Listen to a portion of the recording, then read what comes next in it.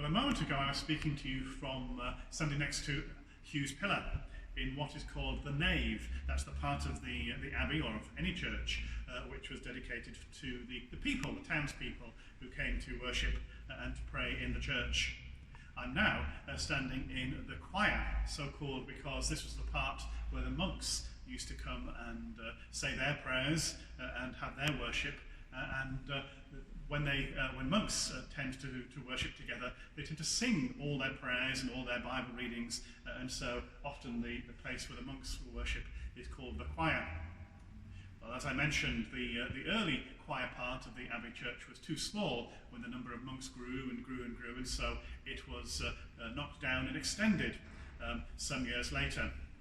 And the Abbey continued to grow with more and more monks coming to live and work and worship here, and the town around it of Selby growing bigger and bigger as the monastery provided more work and education and hospital care, all the things which we now take for granted, but in those medieval times were few and far between, and the abbeys and monasteries were the main provider of all such care and education and help for people in English society. But all was going very well until another king came along. King William the Conqueror had been a good king from the Abbey's point of view, in that he had given the land here to found the Abbey.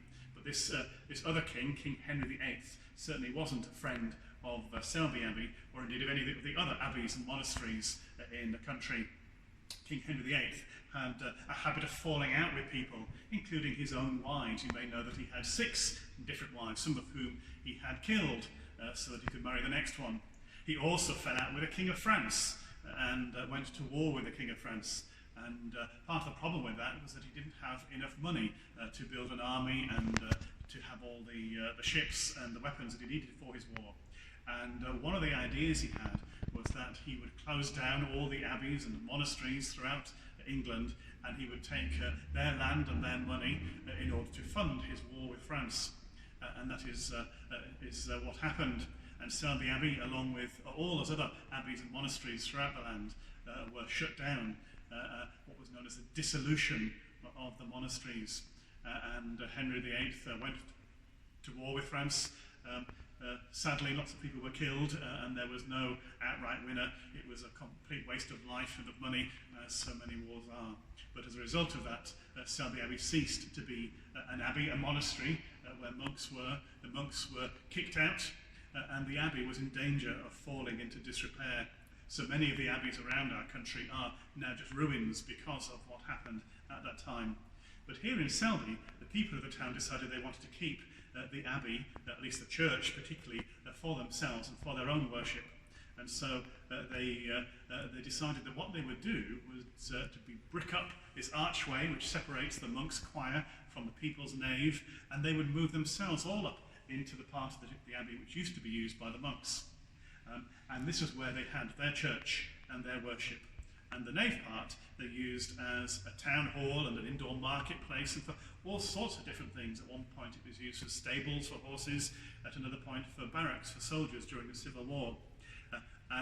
So it remained until the Victorian times, when it was decided they would turn the whole of it back into a church again, and they pulled down that bricked wall and turned the abbey all back into a church, which is as it remains today, where we can use all parts of the abbey for worship as well as for the other activities and events that go on here. Just before I move to another part of the abbey, I'd like to point out to you this badge, this shield just over my shoulder here, and hopefully you can see that it has on it the 3 swans that appeared in that dream to Benedict when he was coming to find Selby, and which appeared around the bend in the river when he knew he was in the right place. The symbol of the 3 swans became the badge of Selby Abbey, and later on the badge of Selby Town. And you will see that a badge like that in many places in the abbey, as well as in places around the town itself.